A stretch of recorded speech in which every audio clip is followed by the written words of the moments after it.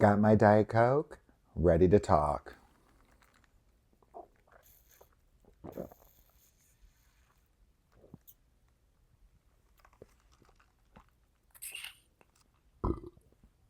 This week on Paulie and the Plot Twist, I'm going to tell a story that happened to me when I was in third grade. I haven't really told anyone this story before. I only told my mother last year. I'm not sure my closest friends know this story. I can't remember if I've told them, but I'm about to tell everyone. So here we go. Also, stay tuned to the end of this video to find out the answer from the last Polly and the plot twist. So when I was in third grade, I used to walk to and from school. It was only about 5 blocks, but oh my goodness, when you're a kid, it feels like forever. Forever. When I go back now and I retrace the track, I'm like, oh my God, it's literally 5 blocks. I would leave my house, walk 5 blocks straight, take a left, and the school was right there. But it felt like so long when you're a kid. And after school one day, my brothers and their friends and I were all walking home together. And on the way home, there was a convenience store called Willie's. I think it's still open. I haven't been there in years, but I'm pretty sure it's still there. And my brothers and their friends all had like $1. And at this store, you could go buy penny candy. It was all the rage. Everyone wanted penny candy, and you would literally go and count out 100 penny candy for your $1. Well, of course, I didn't have money because times were hard, honey. And I don't even know how my brothers had money, but whatever. They had money. I didn't. So they went into the store, and I was like, I'm just going to keep walking home. I got to the end of that block, and a red truck pulled up to my right and like sat there.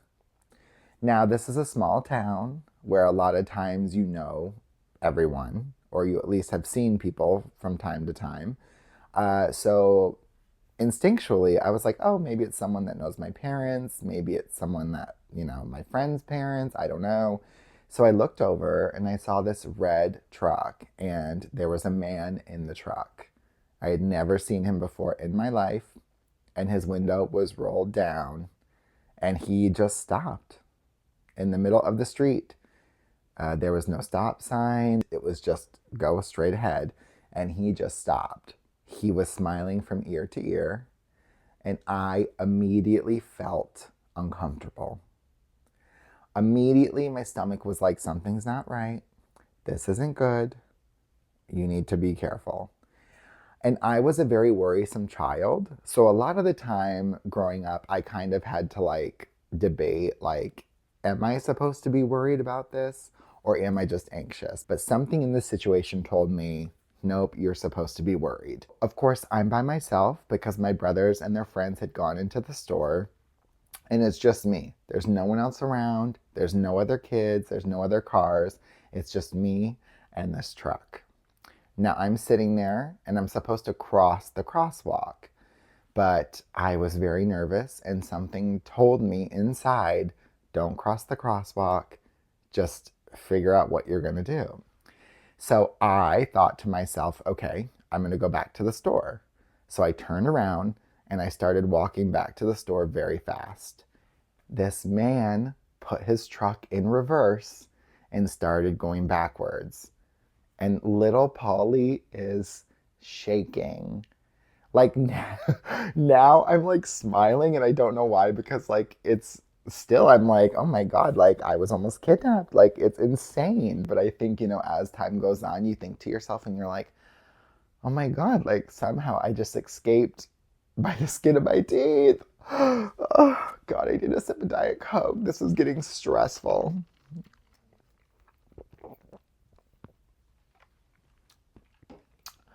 Oh my God, Diet Coke makes everything better. So this man put his truck in reverse, and I was like, oh my God. And each step I took, he just went farther and farther. And the entire time, his arms out the window, and he's just smiling at me, not a care in the world. And I'm like sweating.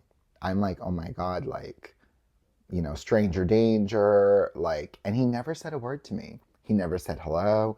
He never said anything. He just was like literally reversing as I was walking. I'm at the end of the block and the store is at the other end of the block. And I'm like, I'm never going to make it. I am never gonna make it. I was not an athletic child. I didn't like to run. Oh my God, I couldn't escape. What was I gonna do? Jesus. Poor little Paulie. I think about it now, my heart breaks. I'm like, poor little Paulie. Like, I can just feel how stressed out I was.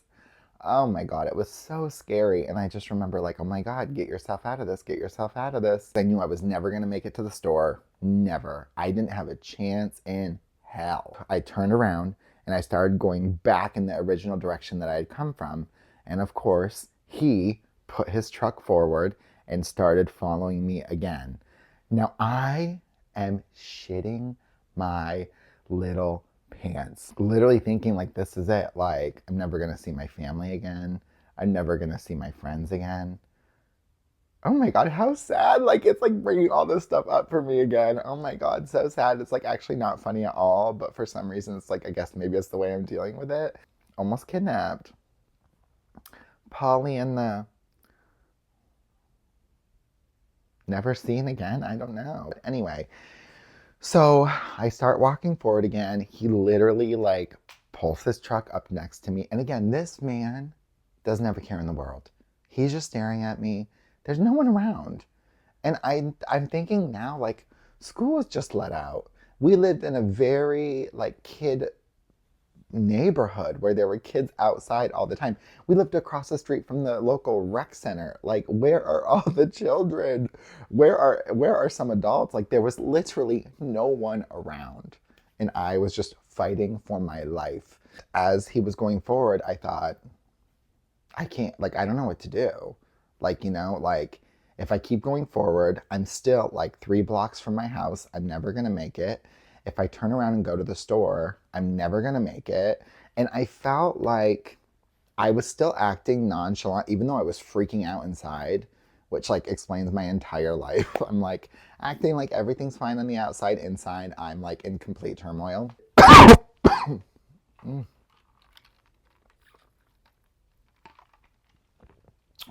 I didn't want to give him the impression that I was like freaking out. I mean, maybe he could tell. I have no idea. I was trying to play it cool. I felt like if I started to run or if I started to like very quickly like speed walk or something, that he would get like freaked out and like get out of the truck and grab me. And like, I just wanted to act very like, I'm not scared, everything's fine. Like, even though I'm like turning around and doing all this stuff, which again is like, it's so interesting how your mind works when you're like a kid. If I run, he's probably gonna get nervous and come scoop me up. And now I'm praying for a man to come scoop me up. Oh my God, not even funny. This is so probably messed up that I'm like joking about this because it's really not funny. Like, I was walking toward the corner my original direction and I thought, okay, like, what am I gonna do? Like, if I go straight, he scoops me up. If I turn around and go back, he scoops me up. So I thought, okay, I'm gonna turn the corner. I remember the street, it's called Maple. I was hoping and praying that he would then turn, and when he started to turn, I would run my ass as fast as I could, just praying he wasn't gonna like come chase me or whatever. I set my plan in motion and he's still right there. Like, this is the scary part, is like, he was just going my speed. Like, it was very scary. It was literally was like, and this is what's so awful is like, for weeks after this, I was scared to walk home. Probably months. I was scared to walk home, and I never, ever, ever even like told anyone that this had happened to me. Like, I never went home and told my parents. I never told my friends. I didn't tell a single person that I was almost kidnapped. Like, what is wrong with me?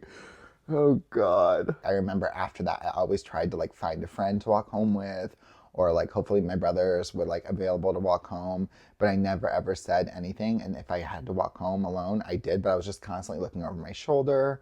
Oh, like so sad, like little Paulie.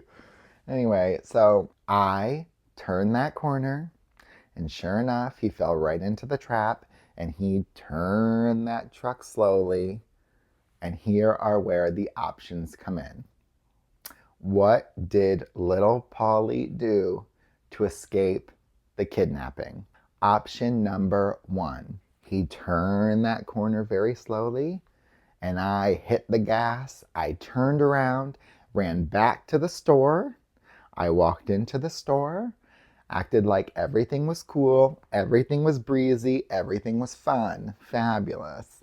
And my brothers and their friends were like, "Oh, we thought you were walking home." And I said, "Oh, changed my mind." I never said anything about it, never uttered a word, and I just prayed that when we left that store, he wasn't outside. Option number two, he turned that corner slowly, and I ran as fast as my little legs could carry me all the way back home, those 3 blocks. I shut the door to my house and I locked it, and I never spoke a word of it ever again until last year when I told my mother. Option number three, he slowly turned that corner and I went to hit it as fast as I could home. And right when I crossed that street, a car pulled up next to me again. I was scared and I looked, and it was my friend and her mother.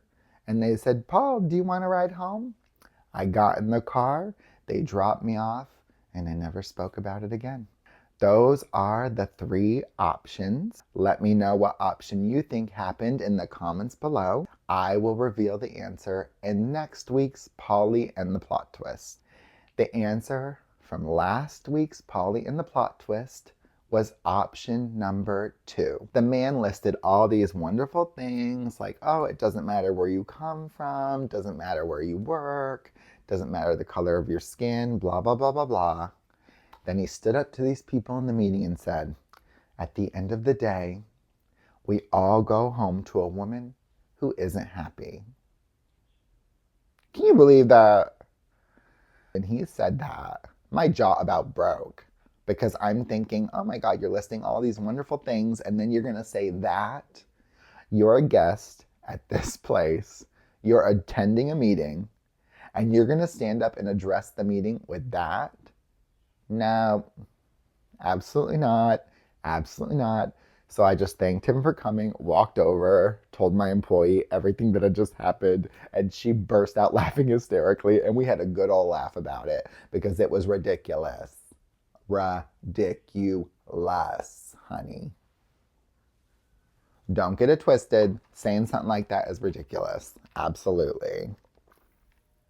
I hope you enjoyed this little story time. Don't worry, I'm fine. I made it through. Everything's okay.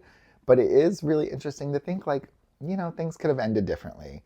But put your option in the comments below, and I will see you next time. Bye.